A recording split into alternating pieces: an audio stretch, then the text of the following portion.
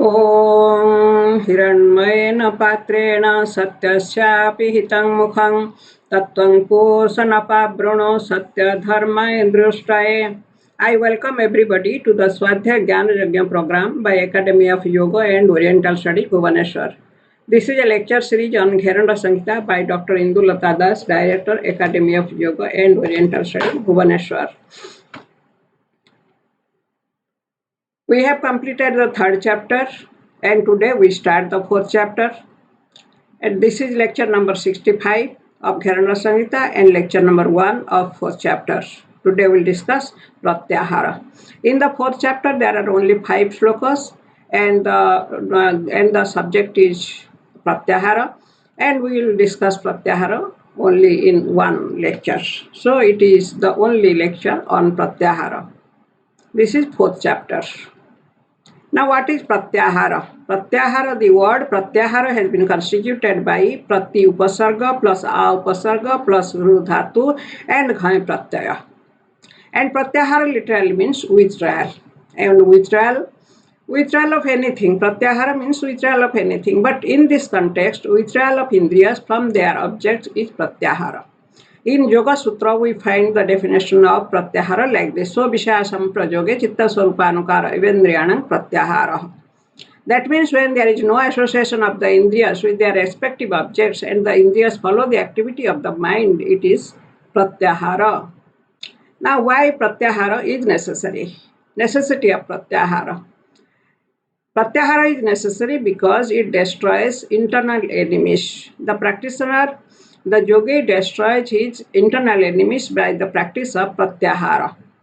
The Gheranda Samhita says, Yasya Vijnana Matrena Kamadi Ripunasanam. That means the knowledge of Pratyahara destroys enemies like Kama, Krodha, etc. Knowledge here means knowledge and practice. Only knowledge will not do. Only theoretical knowledge will not do anything.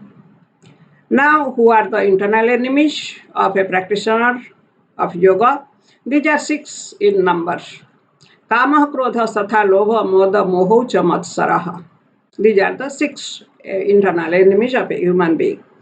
These are lust, anger, greed, arrogance, infatuation, and jealousy. These are the 6 enemies. Kama is lust, Krodha is anger, Lobha is greed, Mada is arrogance, and Moha is infatuation, and Matsara is jealousy. These are known as Sadvarga or Sadripu. And among the 6, there are 3 who are the worst enemies of human being. These are known as doors to hell. The Bhagavad Gita calls it 3 doors to hell. And these are Kama, Krodha, and Lobha. Lust, anger, and greed. The Bhagavad Gita says, Trividang narakasyedang dwarang nasanamatmana kama, krodhas tatha lobhas tasmadeta trayang tajet. Lust, anger, and greed are the 3 doors to hell which destroy the self. Therefore, discard these 3. So, Kama, Krodha, and Lobha, these 3 are the worst enemies of human being. And crushing of enemies is unavoidable for the practice of, for attainment of yoga. Yoga is samadhi. Yoga is the state when there is no vritti in the mind, or all the vrittis are under control of the yogi. Yoga's chitta vritti nirodha. Chitta vritti nirodha is the state which is the state of complete conquer of the mind. One completely conquers the mind and attains the state of yoga or samadhi. Crossing internal enemies is unavoidable for attaining the state of yoga. Without crossing the internal enemies, so long as the internal enemies are active, no yoga is ever possible. And crossing the internal enemies is possible only through Pratyahara.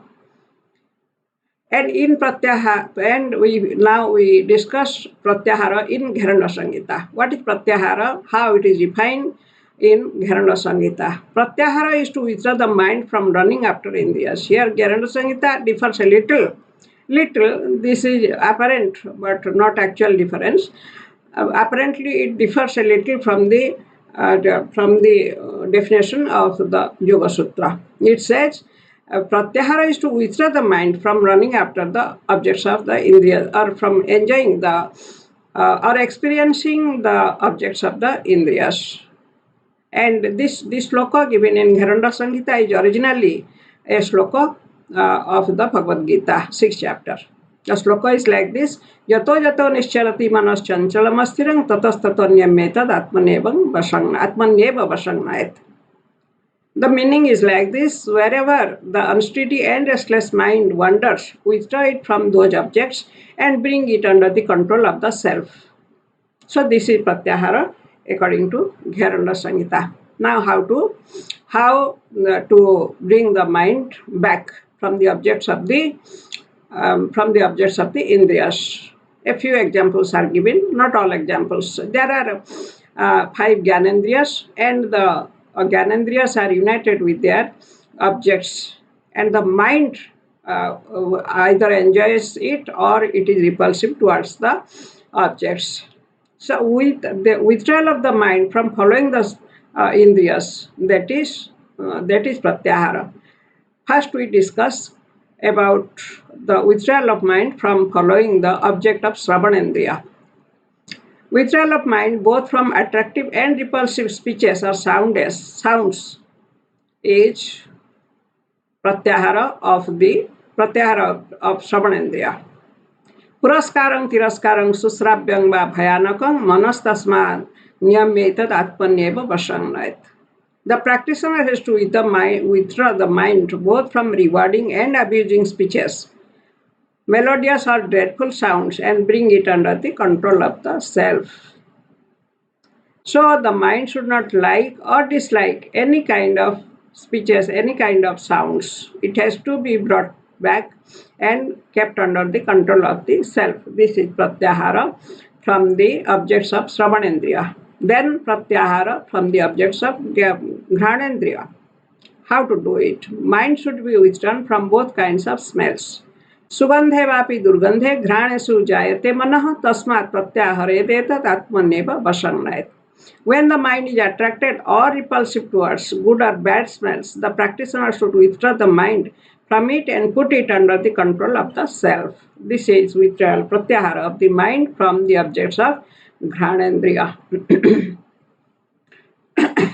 Then withdrawal of mind from the objects of Rasanendriya. Mind should be withdrawn from all kinds of taste. Rasanendriya is jiva. It experiences taste. So mind should be withdrawn from all kinds of taste. There are various tastes.